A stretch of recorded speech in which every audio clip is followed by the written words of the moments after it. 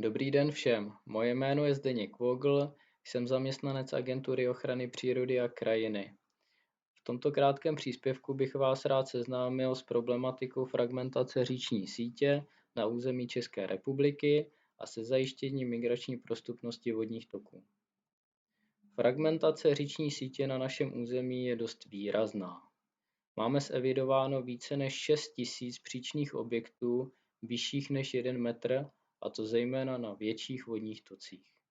Nicméně z hlediska zajištění migrací ryb jsou významné i menší příčné objekty. Z tohoto důvodu bylo v rámci projektu vytvoření strategie pro snížení dopadů fragmentace říční sítě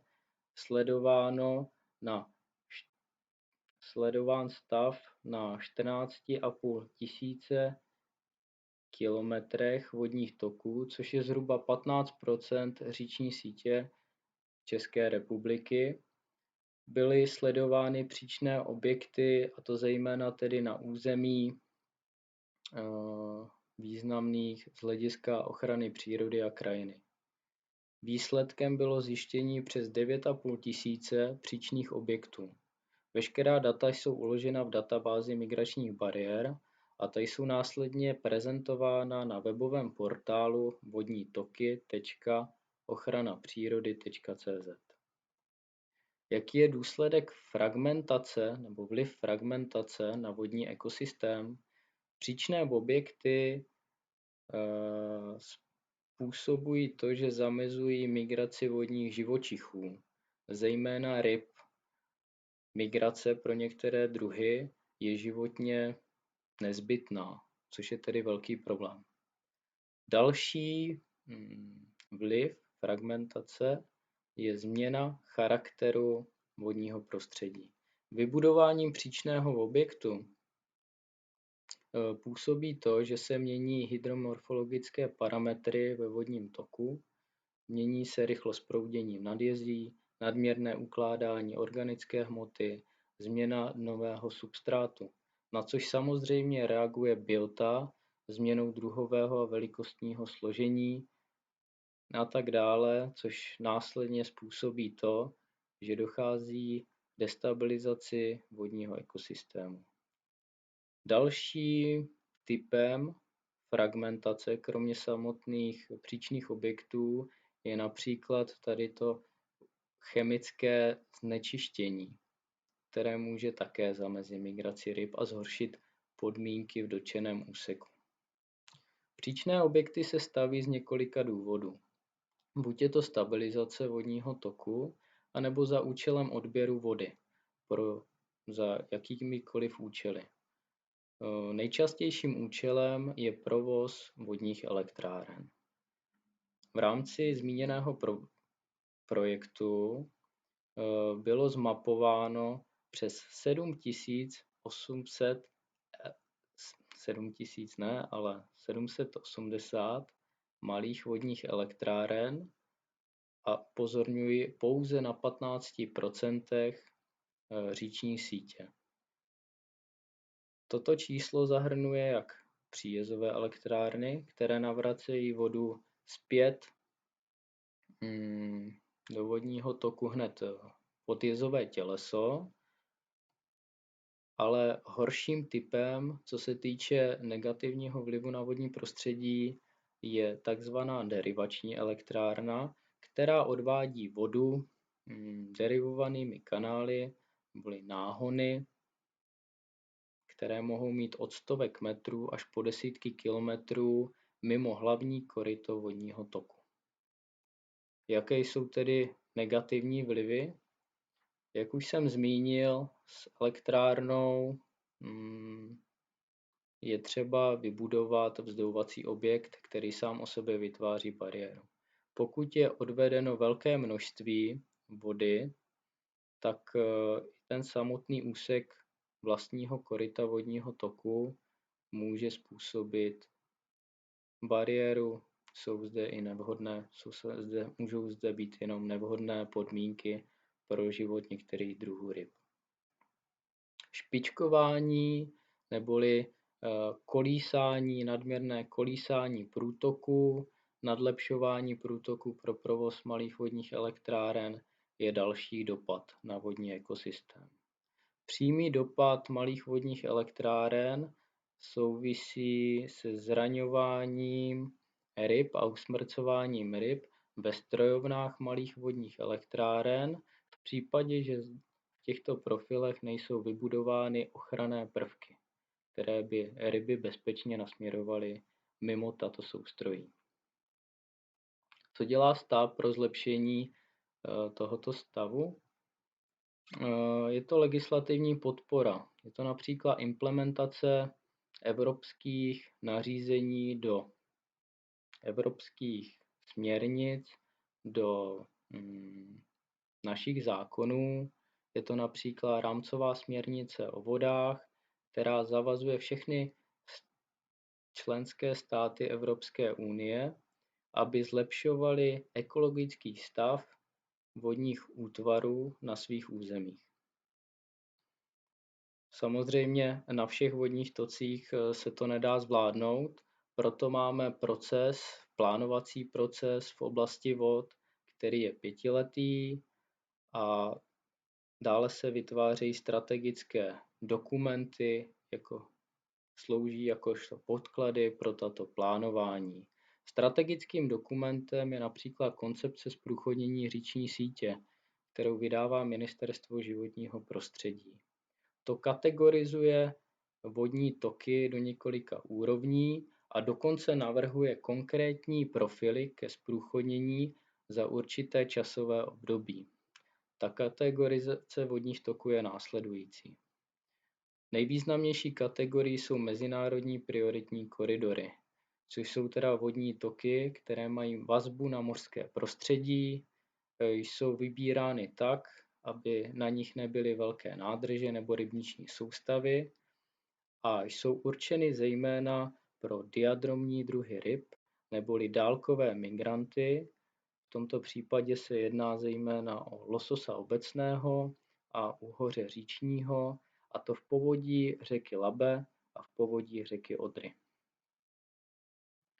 Důležité je zajistit migraci také pro potamodromní reofily, neboli také proudomilné druhy, které vykonávají migrace pouze v rámci sladkých vod. Je to například parma obecná, jelec jesen nebo uvedený pstruh potoční. Národní koridory. V národních koridorech by měla být zajištěna ochrana zvláště chráněných druhů, ty jsou podpořeny navíc územní ochranou. Kromě zvláště chráněných druhů ryb se zde chrání v rámci koncepce zvláště chráněné druhy mlžů anebo dalších vodních organismů, jako jsou myhulovci. Zde máme konkrétní případ, kde se snažíme zajistit migraci ryb. Je to řeka Kamenice, její dolní úsek, pravostranný přítok řeky Labe, kde se pravidelně každý rok navracejí adultní jedinci lososa obecného, aby zde vykonávali svou reprodukci. Bohužel v dolní části jsou jezy, které ani tento druh nepřekoná, a naším úkolem bylo v rámci studie proveditelnosti navrhnout taková opatření, aby se tyto jedinci dostali do vyšších partií a rozšířilo se tak množství trdlišť pro jejich reprodukci. Dalším příkladem je Masarykovo zdýmadlo v Ústí nad Labem, což je první migrační bariéra na Labi na území České republiky. I přesto, že na obrázku vidíte, že je zde vybudovaný rybí přechod. Ten je však migračně výrazně nebo druhově i velikostně výrazně selektivní a v rámci projektu vznikla také studie proveditelnosti, kde bylo navrženo několik variant rybích přechodů tak, aby byly funkční pro další druhy, jako je zmíněný losos obecný, ale také jeseter velký nebo mihule mořská, které jsou v povodí Labe také původní. Nyní se dostáváme k jednotlivým typům opatření pro zlepšení ekologického stavu vodních toků a pro zajištění migrací ryb. Je to například odstranění příčného objektu, který samozřejmě podporujeme a preferujeme jako první variantu, ale to je možné, pokud již ten příčný objekt neplní svou funkci. To v 90% však není možné. Druhou variantou je přebudování migrační bariéry v prostupný objekt, a to v celé šíři koryta vodního toku. Tohle je realizováno zejména na menších vodních tocích a je to možné, kde jsou příčné objekty nižší, to znamená tak pod 2 metry. Dále jsou to až třetí kategorii rybí přechody, které slouží zejména pro migraci ryb. Rozdělujeme na přírodě blízké, jako příklady máme balvanitou rampu, dnové tůňové rybí přechody, které vytváří se vlastně v těch tratích linie balvanitých přehrážek, které se pravidelně střídají s tůněmi. Dále jsou to bypassy, simulace přírodních recipientů. Jak jsem uvedl, jedná se o simulaci přírodního prostředí, slouží i jako náhradní biotop v případě, že v samotném vodním toku není dostatek proudných úseků nebo zde úplně chybí. Tady máme ještě nějaké další fotografie. Technické rybí přechody. Štěrbinový rybí přechod úplně vlevo. Nejčastější tyto rybí přechody se vytvářejí zejména v místech, kde je nedostatek prostoru nebo je třeba zajistit nějaké specifické podmínky v trati. Dále jsou to umělé kartáče, které se často vkládají do profilů vodáckých propustí a slouží to jako doplňkové opatření. Jak to vypadá s rybími přechody a jak to vypadá od začátku vlastně až do konce? Projekční fáze. Je to první fáze samozřejmě a dovolím si tvrdit, že je to ta nejnáročnější fáze a nejvíce zdlouhavá. Projektant toho záměru musí navrhnout takové opatření, které je v souladu s fyziologickými požadavky těch cílových druhů ryb. Navíc musí zohlednit vodoprávní, majetkoprávní podmínky a musí taky řešit záležitosti vodoprávní, jestli pro danou stavbu je dostatečné množství vody. Často tomu bohužel není a my v rámci komise pro rybí přechody se s tím často tedy setkáváme a snažíme se doporučit co nejvhodnější opatření pro ten daný profil. Dále jako metodická podpora slouží standardy anebo normy. Pokud se tohle všechno vyřeší, nastupuje fáze realizace samotného rybího přechodu. Zde je velice zásadní, aby stavební firma, která bude ten záměr realizovat, měla s těmito stavbami dostatečné zkušenosti. Jakákoliv odchylka od projektu znamená, že stavba může být zcela nefunkční. Tak, pokud už máme rybí přechod postaven, následuje kontrola jak hydrotechnických parametrů, jestli teda tyto parametry odpovídají projektu. Pokud jo, nastupuje biologická fáze hodnocení neboli takové takzvané opravdové hodnocení, kdy pomocí pokročilých metod jsou sledovány migrující jedinci. Tyto jedinci jsou značeny různými značkami, čipy neboli pasivními integrátory, anebo se používají další propracované metody pro sledování migrantů. Jedná se o metody, které jsou používány v poslední době takřka běžně. Pokud máme tedy zhodnoceno, musí následovat pravidelná údržba rybích přechodů. Pokud se nechá takto zarůst rybí přechod, je prakticky samozřejmě nefunkční, a což samozřejmě je špatně.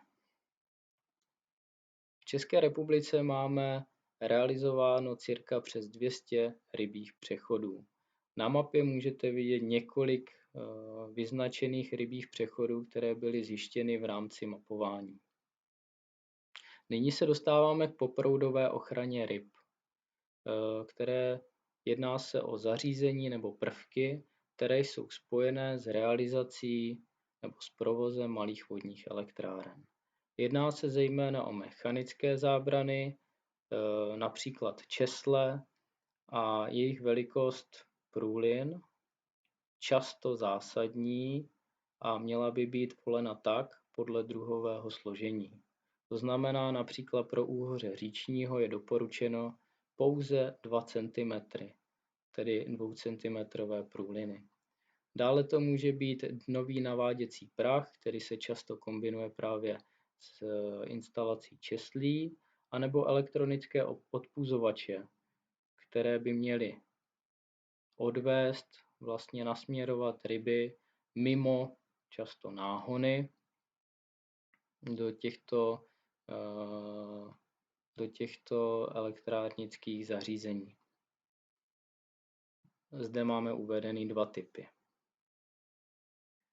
Dále jsou to rybám šetrné turbíny, které se instalují přímo v soustrojí malých vodních elektráren. Buď je to nějaká modifikace klasických vysokootáčkových turbín typu Kaplan, anebo jsou to úplně odlišné typy, jako jsou Archimedovy šrouby nebo vírové turbíny. Archimedové šrouby mohou být jak pro zajištění poproudové ochrany, tak protiproudové migrace. A jejich realizaci máme asi pouze ve 2 profilech na území České republiky. Kromě instalace nebo budování prvků pro zajištění poproudové ochrany je docela významné a u nás zatím neprovozované, a to je manipulace s pohyblivou konstrukcí, jezu, anebo přerušení nebo omezení provozu malých vodních elektráren.